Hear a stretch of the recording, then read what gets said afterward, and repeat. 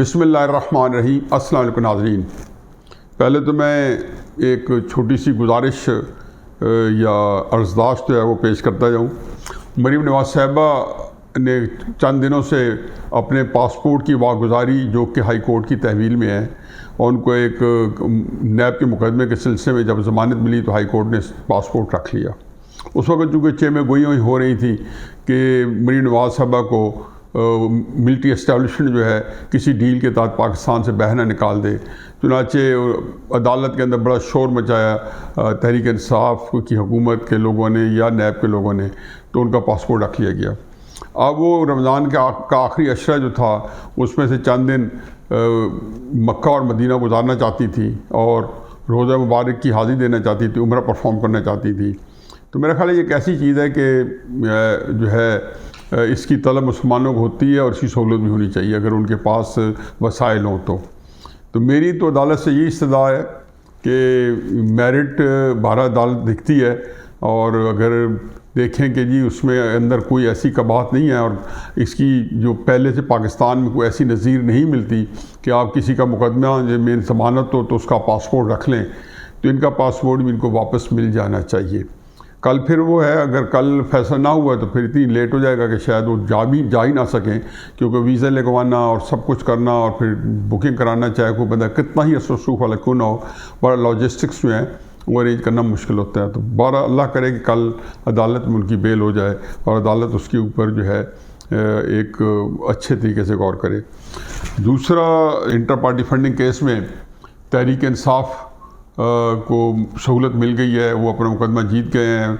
High court का जो division bench था उसमें chief justice high court Islamabad और जस्टिस बाबर सत्तार, मेरा ख्याल है कि इतने पाए के जज हैं और ऐसे दयानतदार हैं कि आप उनको एक मिसाल के तौर पे सामने रख सकते हैं। तो उन्होंने मेरिट भी फैसला किया है और तहरीक इंसाफ को भी यकीनन रिलीफ मिलना चाहिए। वैसे तो ये मुझे भी रिलीफ मिला है कि मैं भी नहीं चाहता हूँ कि तहरीक इंसाफ के बारे में ये फ़ैसला जो है वो एक महीने के अंदर आए।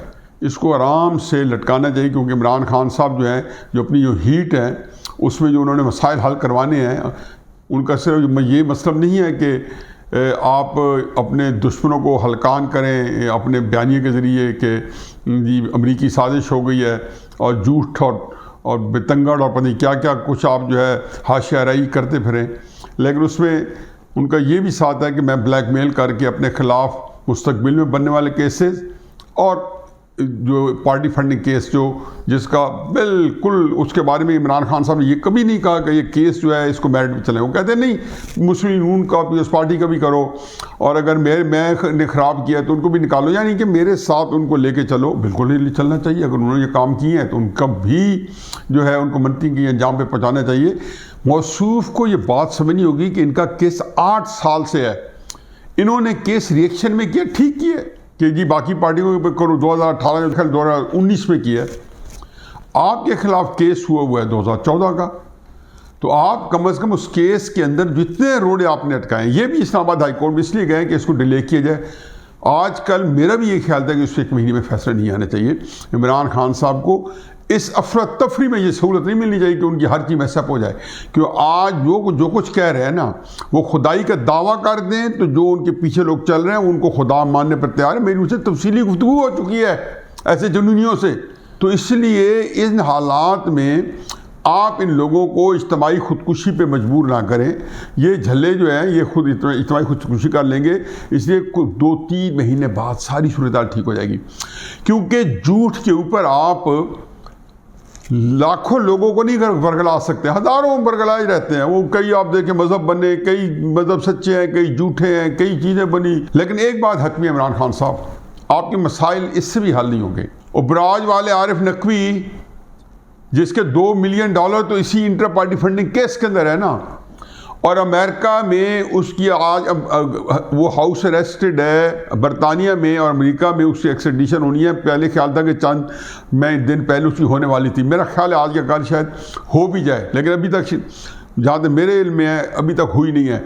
उन्हें मुकदमा चल रहा है, उसमें उन्होंने कन्फेशनल स्टेटमेंट दी है कि आपको उस फ्रॉड फंड में से जिसका तहलका पूरी दुनिया को जिसने हिला के रख दिया है, उस फंड में से आपको आरिफ नकवी ने इलेक्शन फंड दिए हैं।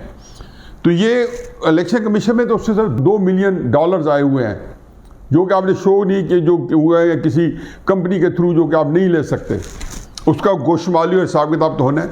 और फिर कोई एक केस है, दवाइयों का स्कैंडल्स हैं, चीनी का स्कैंडल है, LNG का स्कैंडल है, फर्नेस ऑयल है उसका स्कैंडल है। कौन सा चीज़ है जो कि या इस मुल्क में फाइनेंशियल स्कैंडल नहीं बना। कल मैं एक बात करता रहूँ उसको आगे चलाने के लिए कि PTI के एक सीनियर रहनुमा और वज़ीर साहब के साथ मैं एक अफ्तारी कर रहा था और वहाँ तकरीबन PTI के हमदर्द लोग बैठे थे। मैंने उनसे एक बात पूछी, मैंने कहा जी हम रोज़े पे बैठे हैं, आप किसी ऐसे वज़ीर के बारे में मरकज़ में और पंजाब में, सुबह सरहद का मुझे नहीं पता, मरकज़ और पंजाब में आप मुझे किसी ऐसे वज़ीर का नाम बता सकते हैं कि जैसे करप्शन नहीं की? हद भी रहे आप बता सकते हैं। ज़ाहिर है कि उन्होंने कहा जी मैं अपनी कसम खा सकता हूँ। ज़ाहिर है मैं उनके साथ उलझानी, मैंने कहा बिल्कुल आप खाएं अपनी कसम। इसका मतलब यह है कि किसी और की कसम नहीं खा सकते। कोई भी PTI का वज़ीर, मिनिस्टर, कौमी रहनुमा मुझे इस बात की गारंटी देकर कसम खा के दे दे कि यहाँ पे उनके जो होश शरबा किस्म की, ये कहते हैं दिलरुबा किस्म की इमरान की शख्सियत हो गई है, दोमालाई हो गई है, तो उस दोमालाई किस्म की करप्शन भी जो साथ साथ चलनी है और वो सामने आनी है, तो लोग जो है लंबा अरसा बेवकूफ़ नहीं बनेंगे। ये सारे बयानिए जो है खर्च हो जाएंगे। हर एक को पता चल गया कि इस बयानी के पीछे कितना झूठ है, कितना सच है, कितना फ्रॉड है। और इसका टारगेट जो है इस बयानी के पीछे एक ज़ात मुबारक है, उसका नाम है जनरल बाजवा। और वो उसके बारे में अभी एक बात मैं करूँगा, उसी ज़िम्न में कुछ और बात भी करूँगा। ये तो सूरत हाल रही है आपकी इंटर पार्टी फंडिंग और करप्शन की। और इससे पहले कि मैं जनरल बाजवा के टॉपिक की तरफ आऊँ, मिफ्ता इस्माइल साहब जो हैं, जो बहुत ही एक सलीके के आदमी हैं, मेरी पसंदीदा शख्सियत हैं, इंतहाई ज़हीन, फतीन और काबिल आदमी हैं।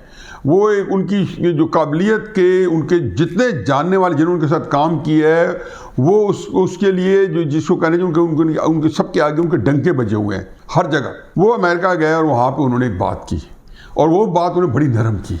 मैं मिफ्ता की जगह होता तो ये बात ना करता। उन्हें कहा कि ये फ्रॉडी शख्स जो है इमरान खान, मुझे तकलीफ़ होती है इमरान खान साहब के लिए लफ्ज़ इस्तेमाल करते हो, क्योंकि ये बातें ये हैं कि आप शऊरी तौर पर नहीं भी कर रहे ना और किसी ट्रेंड में कर रहे हैं तो आपको जेब नहीं देती। तो ये अमर बिल मारूफ का जो ढोंग रचा के फिर रहे हैं, ये तो वो लोग हैं कि जो इस्लाम को पाकिस्तान में किसी और काम के लिए इस्तेमाल कर रहे हैं और बाकी जगह किसी और काम के लिए इस्तेमाल कर रहे हैं। और ये कुरान की आयत इस्तेमाल करके ये हमें बदी के तौर पे बता रहे हैं कि हम बदी हैं, और ये कुरान की आयत को अपने मकसद बरारी के लिए इस्तेमाल कर रहे हैं। मुझे बताएं इसके अलावा क्या कर रहे हैं। मैं इससे आगे जाता हूँ, जितनी कुरान को इस्तेमाल करने में कुरान की बेहुरमती इमरान खान ने की है, खुदा गवाह के इस पाकिस्तान में कौम शायरी करता तो हमारे लोग बड़े जुनूनी हैं, वो पत्थर मार के हलाक कर देते। मैं बताता हूं कि ये अमर बिल मारूफ की जो आयत है वो किस पैराए में आई है। उन्होंने कहा मुसलमानों, मोमिनों, आप एक ऐसी जमात होनी चाहिए जो नेकी को हुक्म दे और बुराई से रोके, जो नेकी नाफिज करे। आप इस मुल्क से बरार है, इस मुल्क में सूद जारी रहा है। कुरान ने सूद के बारे में क्या आयत दी है? आप अमर बिल मारूफ कर रहे थे, आपके पास तो हुकूमत थी, आपने कौन सा अमर किया इस मुल्क में अंदर? आप अमर वो कर रहे हो कि जी फौज न्यूट्रल हो जाए, ये अमर कर रहे हैं आपका। उसको आप कह रहे थे कि न्यूट्रल ना हो, अमर बिल मारूफ का आपने पहली दफा तब इस्तेमाल किया था। वो सही कह देंगे आपने जलसे का नाम अमर बिल मारूफ रखा है, आपको शर्म आनी चाहिए कुरान का लफ्ज इस्तेमाल कर रहे हैं। ये कुरान की इससे ज्यादा बेहुरमती नहीं हो सकती। फिर श्री मज़ारी साहबा ने ट्वीट की, बड़ी तकलीफ हुई श्री मज़ारी साहबा को। श्री मज़ारी साहबा वो किरदार हैं जिन्होंने इस्लाम के शायर का पब्लिक में मजाक उड़ाया हुआ है या उसकी मुखालफत की, और इस्लामाबाद के एक थाने में इनके खिलाफ मुकदमा दर्ज है। आप इस्लाम की वकालत कर रहे हैं। आपकी बेटी कम से कम ट्वीट कर दे कि अम्मा कितनी बड़ी मुनाफिक है जो इस्लाम के लिए, जिसको आज तक सलीके से लोगों से बात नहीं करनी आती। मैं से आप कुछ नहीं कहना चाहता हूँ, और वो इस्लाम की अब मिफ्ता इस्माइल साहब पे चोट कर रही हैं, लोगों को उससे भड़का रही हैं। जब आपने खादिम हुसैन रिजवी साहब के जो फैज़ाबाद मार्च के बाद मुस्लिम नून की तरफ लोगों भड़काए थे इमरान खान साहब ने, आप लोगों ने सही कहते हैं मिफ्ता इस्माइल साहब, क्या आपको खत्म नबूवत तो खात्म नबीयीन तो कहना नहीं आता?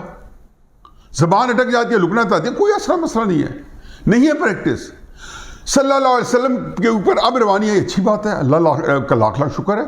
आखिरी जो बात है वो है जनाब बाजवा साहब का दौरा लाहौर। पहली बात तो यह है कि जनाब बाजवा साहब की शख्सियत जो है वो तहरीक इंसाफ वालों की टारगेट है। तहरीक इंसाफ वाले क्यों टारगेट है उन्होंने ये बताना होगा। उनका ये ख्याल है कि उनकी हुकूमत जो है वो जनाब बाजवा ने हटवाई है। तहरीक इंसाफ का हर बंदा उसको ये बात असबर हो चुकी है, ये बात जनरल बाजवा साहब तक नहीं पहुँच रही है। मैं पिछले कई व्लॉग्स में कह चुका हूँ कि जनरल बाजवा साहब को उन्होंने दिफा पे डाला हुआ है, वो अपनी सफाई भी दे चुके हैं, वो हर तरह की सफाई। इमरान खान साहब को जब वो इक़्तिदार में थे तब भी सफाई दे रहे थे, वो ये कह रहे थे कि हम सिर्फ न्यूट्रल होना चाहते हैं। इमरान खान साहब ने कहा कि आप जानवर हो अगर आप न्यूट्रल होना चाहते हो। DJS ने एक दिन प्रेस कॉन्फ्रेंस की कि हम न्यूट्रल हैं। उन्होंने अगले दिन दीर में जलसा किया, बिल्कुल एक दिन या 2 दिन बाद उसने कहा न्यूट्रल तो जानवर होता है, क्या आप जानवर हो? और अमर बिन मारूफ कहा गया है, क्योंकि मैं अमर बिन मारूफ हूँ, मैंने ही नेकी नाफिज करनी है। और वो फवाद चौधरी पे की हुई है, बाबर रवान के किसे पता है ना, वो स्टील मिल वाला केस और दुबई का केस और डोगरल केस और दुबई में किस हालत में पाए गए थे रोज़े के वक्त में, बाबर रवान है, ये पता है ना आपको। ये सारे अमर बिन मारूफ हैं, ये अमर बिन मारूफ के बाद आए, इनकी आदतें खसलतें देखें, रातों को देखें, ये अमर बिन मारूफ हैं। ये इसको भी शर्माते नहीं हैं जो मैं बात कर रहा हूँ। एक बंदा बता दें पूरी कैबिने में, शायद कादरी साहब हो, नूरुल हक, और वही बता दें कि अमर बिल मारूफ का इस्तेमाल बेईमाना ही इस तरह होता है। तो बाजवा साहब को इन्होंने फरमाया कि ये आप ये न्यूट्रल नहीं है। अब मुझे बताएं कि फ़ौज से मुझसे ज़्यादा किसको शिकायत है? मेरी शिकायत तो तब की है जब मैं पैदा भी नहीं हुआ था। मैं तो फ़ौज का वो जुर्म भी जो मेरी पैदाइश से शायद पहले किया इन्होंने, लियाकत अली खान के खिलाफ बगावत, वो नहीं भूलता हूँ। लियाकत अली खान को शहीद करना मैं नहीं भूलता, मेरी पैदाइश से पहले। ख्वाजा नाज़मुद्दीन साहब को आपने निकाला, फिर मैं तो किसी को जुर्म को नहीं भालता। और जब मैं कहता हूँ तो मैं तो बता दूँ मेरी ये शिकायत है। नवाज शरीफ साहब ने बताया कि RTS फ़ौज ने किया नहीं की, इमरान खान साहब के मोशन थे या नहीं थे, नवाज शरीफ साहब के मुकदमे की भूल जाए। इमरान साहब को जो सीटें दिलवाई खुद वो कह रहे हैं, अपने मुँह से कह रहे हैं कि मैंने तो टिकट ही नहीं दिया, टिकट भी फ़ौज नहीं दिया मेरे, अब मैं टिकट खुद दूंगा। ये सारे तहरीक इंसाफ वाले, बताओ मुझे एक बता दो कि 2018 के इलेक्शन में फ़ौज का नाम लेते थे तो मेरा मुंह नोचते थे आप कि तुम फ़ौज का नाम लेते, तब मुकद्दस इदारा है। मैं तो नाम लेता था, मुझे कुछ शिकायत थी और मेरी शिकायत में मेरा जो थी उसकी बरमला इज़हार करता था, कोई कह देता मैं गलत कर रहा हूँ। मैं कहता कि इन्होंने नवाज शरीफ साहब के खिलाफ 2014 में साजिश की पाकिस्तान फ़ौज ने, उस बेचारे ने तो इजहार आगे किया है 2020 में, आके उन्होंने नाम लिया और बताया, और जो भी सरबरात है उनसे पूछे, बिल्कुल सही पूछे। आप भी ये बता दें कि बाजवा साहब ने आपका क्या बिगाड़ा है। बाजवा साहब ने पहले आने वाले थे, उन्होंने आपसे 2014 का धरना करवाया। बाजवा साहब से पहले आने वालों ने 2016 में आपसे लॉकडाउन करवाए। नवाज शरीफ साहब के खिलाफ पैनामा के ऊपर आपने जो कैंपेन चलाई, फिर बाजवा साहब के वक्त से आपको महकमा ज़राअत भी एक्टिव रहा, किस किस जगह साफियों के साथ क्या होता रहा, जो आपके खिलाफ बात करने वालों को कैसे चुप कराया जाता रहा, RTS कैसे बैठा, डस्का के इलेक्शन से मुआवजा कर लिया ना। जब धुंध के अंधेले में आपको थोड़ा मौका मिला तो आप धुंध में डब्बे उठा के भाग रहे थे, इलेक्शन कमीशन पे आपको गुस्सा है वगैरह। ये अगर इलेक्शन आपको वही चाहिए थे 2018 वाले RTS वाले, उसी तरीके से आप देख रहे थे कि मैं किसी तरीके से मशीनें ईजाद करूँ और फिर आपकी मर्जी को आर्मी चीफ आए, जब कोई इदारे आए और वो आके वो मशीनें जो इलेक्ट्रॉनिक वोटिंग मशीन है वो इस्तेमाल हो। बाजवा साहब ने आपका क्या बिगाड़ा है? इमरान खान साहब, बाजवा साहब, आपके जो मोहसन कुछ वाक़े हुए हैं, जो माजिद जहांगीर से आपने शुरू किया था बदला लेना हर एहसान करने वाले का, जो जहांगीर तरीन से होता हुआ अलीम खान से होता है, जिन्होंने ज़ाती तौर पर आप पे एहसान किए हुए हैं, आप जनरल बाजवा पे आपके गिरबान तक आपका हाथ ना पहुंचता, मैं कैसे मान लेता कि आप एक मोहसन के साथ क्या सलूक करेंगे। बाजवा साहब ने जो कुछ किया आपको ला के पाकिस्तान के साथ, अल्लाह मियाँ के यहाँ उनको उसका हिसाब देना है। बाजवा लाहौर है और लाहौर में बिल्कुल निजी दौरे पे आए, और जिनके हमारे दोस्त हैं मैंने ये वैसे ही जिक्र किसी और पैराए में कर गया और तरफ चले गया। मैं बात ये करना चाहता था, लाहौर के दौरे में इतने बितंगे, इतनी झूठी पोस्ट आई। हमारे दोस्त हैं शाहिद भट्ट साहब और तहरीक इंसाफ के बहुत ही दिलो जान से निछावर किस्म के रहनुमा हैं, बहुत ही सलीके के आदमी। तहरीक इंसाफ के अंदर जो बिजनेस लोग मैन के जो फाइनेस्ट कम्युनिटी गई है, हमारे इजहार लिमिटेड के दोस्त थे याकूब तैर साहब, शाहिद भट्ट साहब, मैं बता नहीं सकता हूँ कि ये किस तरीके के लोग हैं। चुनाचे इन्होंने इनकी ज़ाती मुरासम है, जब बादशाह को घर पे बुलाया और ज़ाती दोस्त जितने लोग वहाँ मौजूद थे जो मैंने तस्वीर में देखे, उनमें से अक्सर मेरे ज़ाती दोस्त हैं और वो सारे के सारे खालिस्तान बिजनेसमैन थे जो जनरल गपशप लगाने वाले थे। और वहाँ पे जब बादशाह साहब गए तो बिल्कुल एक निजी घरेलू ज़ाती किस्म की अफ्तारी थी। ये तो है उसकी, जिसकी रुदात दी 4 घंटे मीटिंग हो गई, क्या बातें होती रही, बहुत खुफिया बातें होती रही, बड़ी साजिशें होती रही और इतनी झूठी पोस्ट लगी हुई है, इतनी बूठी जी मॉडल टाउन में मीटिंग हुई, फलां कैंट के अंदर घर है शायद भट्ट साहब का घर। उसके बाद वहाँ पे जो लोग आए वहाँ बातें वही जो हम करते रहते हैं। अब जो मैं जहाँ मैं जाता हूँ लोग मुझसे पूछते हैं ये क्या बनेगा, ये बादशाह साहब आया वो क्या कर रहे हैं, क्या इमरान हुकूमत का क्या बनेगा, यही बातें लोगों ने बादशाह साहब से पूछी। ये हुकूमत चलेगी नहीं चलेगी, इलेक्शन होंगे नहीं को होंगे। रात ही लोग मेरे साथ शर्तें लगा रहे थे कि ये इलेक्शन जुलाई अगस्त में हो जाएंगे। बादशाह साहब खुद फरमा रहे हैं, बार बार कह रहे हैं जी ये इलेक्शन जल्दी हो जाने चाहिए।